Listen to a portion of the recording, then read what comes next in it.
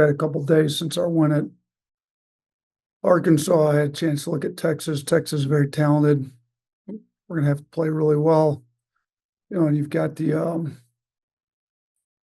fact that we stayed out on the road, so these guys are going to have to get really locked in. We're a little bit banged up from the Arkansas game. It was a tough physical game. So this is gonna test us a little bit. Trey Johnson's leading the league in scoring. He's one of the most talented players in the country, but he's not the only guy. I mean, got multiple guys that can score it. Trayvon Mark's been tough. He's been at Houston. We were familiar with him. He's good. Pope's shooting it well. This team's talented like Arkansas, but they got better shooting. Kaluma's tough, physical, can shoot it. We've got our hands full with these guys. For whatever reason, their record's not quite what their talent level, in my opinion, should make it. With their talent, they should probably have won a few more games than they have, and they're capable of beating anyone, and we've got them at home. So I don't know where we're going to end up being ranked, and kind of like I said after the game, it doesn't really matter to me, but it does tend to get other fan bases more hyped up, more ready to go, puts a bigger target on our back the higher the rankings go. So it's nice for our fans, to be ranked. As far as us internally, should have zero effect on anything we do. So we just got to get ourselves ready to go tomorrow night. Start with Katie. Yeah, you talked about, it kind of affects the other fan bases and them getting fired up. But you've talked earlier this year about y'all have been a little bit under the radar, but now not so much. So kind of how do you handle maybe having the bigger target on your back? I mean, I think we just stay locked in, do the same thing we've been doing. I showed a clip of Saban talking on Pat McAfee about, these coaches calling them, asking what he does different for a national championship. Almost looked at him like it's kind of a stupid question. Like, you didn't just have a big game last week you were getting ready for and a big game the week before, and just do what we do and stay locked in. Obviously we're not letting rankings go to our head. That'd be stupid. So we got to keep these guys preparing for Texas as if it was a national championship game. And then you get your reps prepping for big games all year. And at least with us this year in the SEC, there's no bad games. I mean, this is a great game. They're really talented. There's, first round picks on this team. So I don't think it does a whole lot different for us, to be honest with you. Charlie Potter. Yeah, Coach, you talked about just kind of being out on the road still. Just what changes for you guys from a scheduling standpoint, and what kind of challenges that maybe present? I mean, you got to keep the guys locked in. I mean, I do think it's not bad, being all together for a couple of days. I think it saved a little bit of wear and tear on their bodies with the travel. Instead of making 2 trips back to Tuscaloosa and here, we just came here.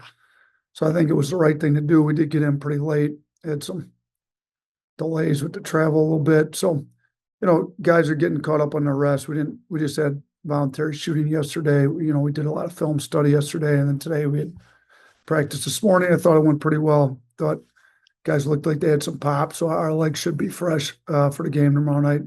Nick Kelly.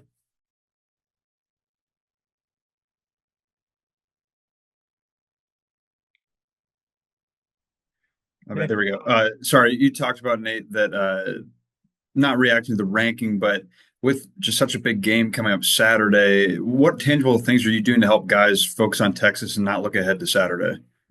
You know what? Like the scouting reports that we're doing as a staff are the same as they've been. I told these guys too, and we've talked to them. We kind of showed them a little bit of some stuff Tom Brady said about how he preps for different things.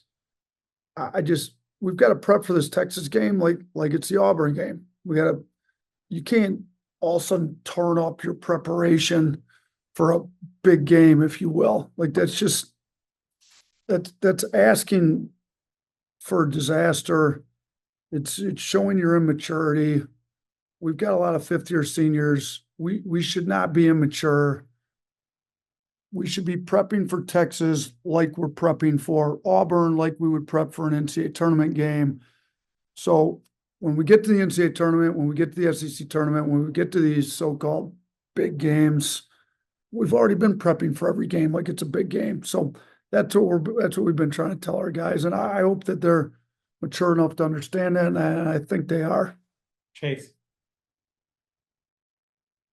On offense, when your guards get into the lane and shoot the floaters from 6 feet, 8 feet, is that the one non-rim two that you can live with philosophically? Yeah, yeah. I mean, the closer you get to the rim, the higher the percentages go up, and that's what we've told our guys. When, LeBaron was shooting a really high percentage on floaters up until a few weeks ago. I think part of it maybe was his injury, but part of it is, I told him, Biz, Sears, like if these bigs are in a drop and they're glued on to guys, like we may have to take some floaters. So get in the paint, you're 6 to 8 feet away, the bigs at the rim, like don't hesitate to shoot the floater.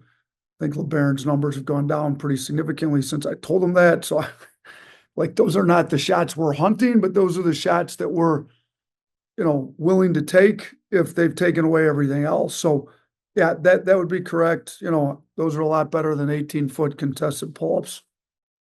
2 more, Jack. Yeah, Nate, other than the mental lapse you kind of talked about right after the game against Arkansas, now that you've had a chance to kind of go back and watch the film, what else did you kind of notice maybe that stuck out that kind of let them back in it there in the second half?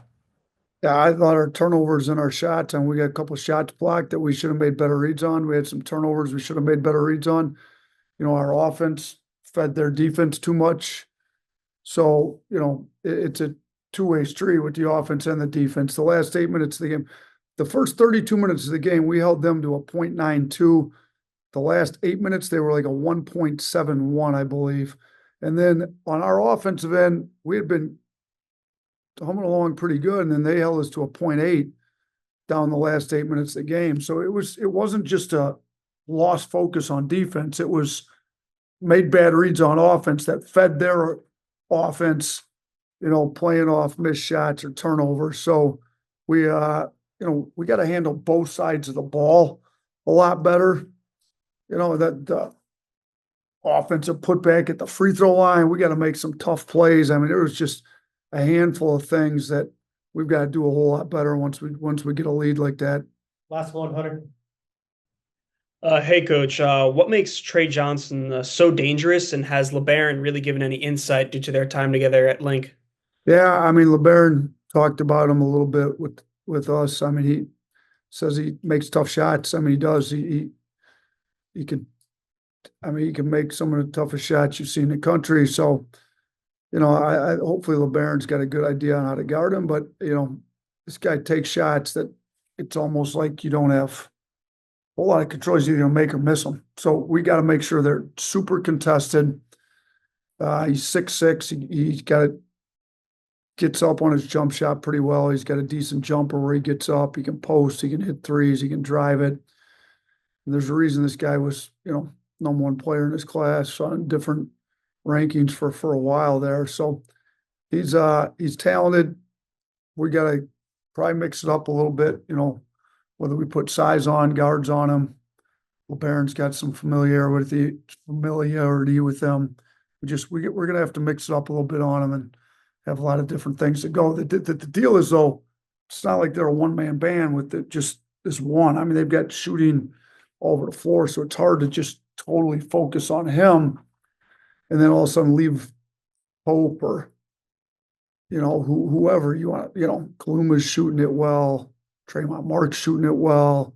They've got bigs that are athletic. Like, you can't totally just focus on him, even though he leads the SEC in scoring, because they've got other very good players on the floor with him. Thank you, Coach. All Thanks, right, everyone. appreciate it.